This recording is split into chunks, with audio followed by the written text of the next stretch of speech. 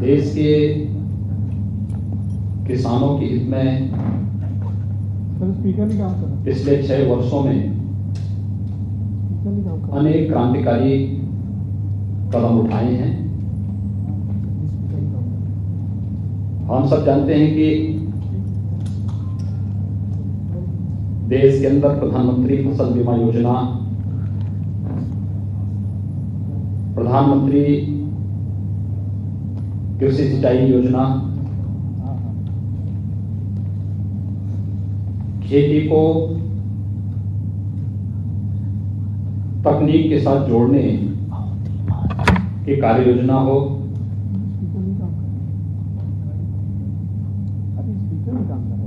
देश के मंडियों को ई नाम से जोड़ करके वन नेशन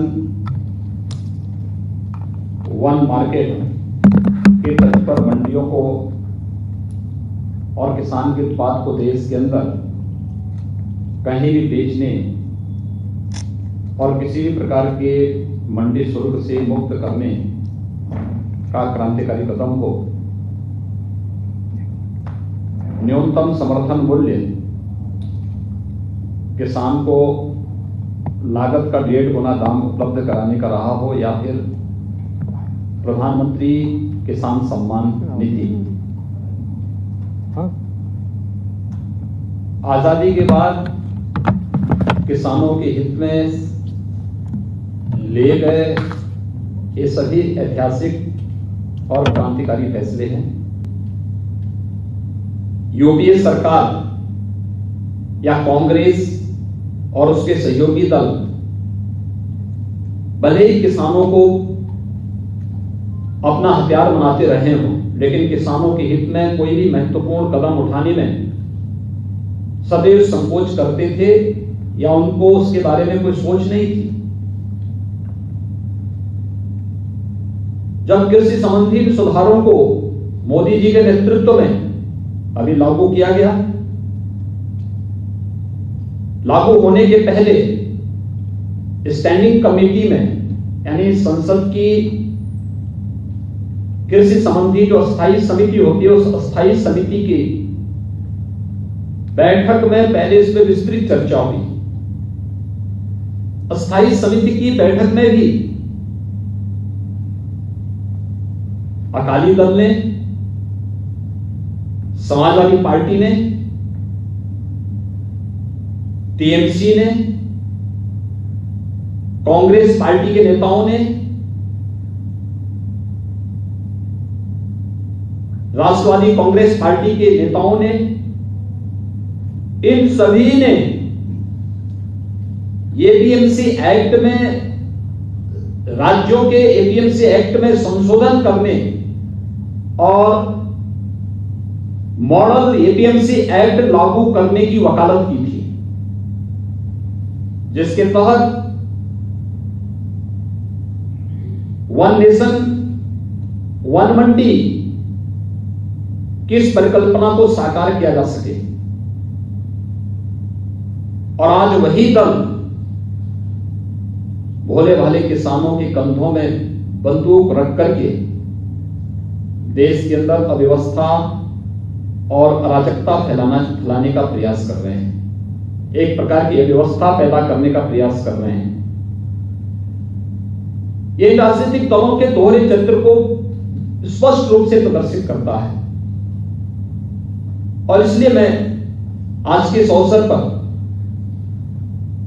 इन सभी राजनीतिक दलों से मैं कहना चाहूंगा, चाहे वह कांग्रेस पार्टी हो, सबसे आश्चर्यजनक तो यह है कि जो आम आदमी पार्टी दिल्ली के अंदर एपीएमसी एक्ट के तहत संशोधन के बाद इसका नोटिफिकेशन भी जारी कर चुकी है, उसने भी कल के देश के बंदी की घोषणा का समर्थन किया है। इनके दोहरे चरित्र को देखें। जब सत्ता में रहते हैं इनका आचरण कुछ और होता है, इनके वक्तव्य कुछ और होते हैं। संसद की स्टैंडिंग कमेटी में बैठते हैं, वहां पर इनके वक्तव्य कुछ और होते हैं। और आज जब केंद्र की मोदी सरकार ने किसानों के व्यापक हित में कृषि संबंधी इस कानून को पास करके देश के अंदर लागू किया है, कई राज्य सरकारों ने अपना समर्थन इसके साथ व्यक्त करते हुए इसे लागू किया है। उस समय इन सभी राजनीतिक दलों के इस चरित्र को देखें, चाहे वह कांग्रेस हो, टीएमसी हो, राष्ट्रवादी कांग्रेस हो, समाजवादी पार्टी, बहुजन समाजवादी पार्टी, या फिर अन्य जितने भी ये दल हैं, अकाली दल,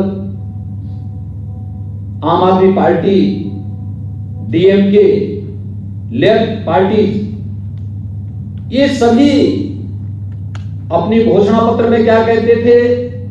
2019 के घोषणा पत्र भी राजनीतिक दलों के देखे जाएं तो कांग्रेस का घोषणा पत्र तो बहुत स्पष्ट रूप से एपीएमसी एक्ट के संशोधन का समर्थन करता है, मंडी प्रथा को समाप्त करने की वकालत करता है। लेकिन अगर वही कदम भारतीय जनता पार्टी नेतृत्व की एनडीए सरकार ने उठाया है तो आज ये लोग देश के अंदर अव्यवस्था और अराजकता का सा वातावरण पैदा करके बोले वाली किसानों को गुमराह करने का प्रयास कर रहे हैं। यह देश इन राजनीतिक दलों के इस दोहरे चरित्र का जवाब पहले ही दे चुका है। इन सभी राजनीतिक दलों को जनता के सामने माफी मांगनी चाहिए कि इन्होंने संसद में भी, सरकार में रहते हुए भी, 2019 के लोकसभा चुनाव के दौरान भी और उस चुनाव के उपरांत भी संसद की अस्थायी समिति की बैठक के दौरान भी जब परस्पर चर्चा अस्थायी समिति के सामने इस बिल पर हुई थी, तब भी इन लोगों ने जो बातें कही थी आज उससे स्वयं मुकरते हुए दिखाई दे रहे हैं। राजनीति मूल्यों और आदर्शों की होती है, राजनीति सिद्धांतों की होती है। राजनीति अगर मूल्य और आदर्शों के बगैर हो और बिन पहले लोटे की तरह ही लुढ़कते हुए दिखाई दे तो फिर वह राजनीति कभी भी जन विश्वास का प्रतीक नहीं बन सकती। और उस जन विश्वास पर कुठाराघात कर रहे हैं ये सभी राजनीतिक दल।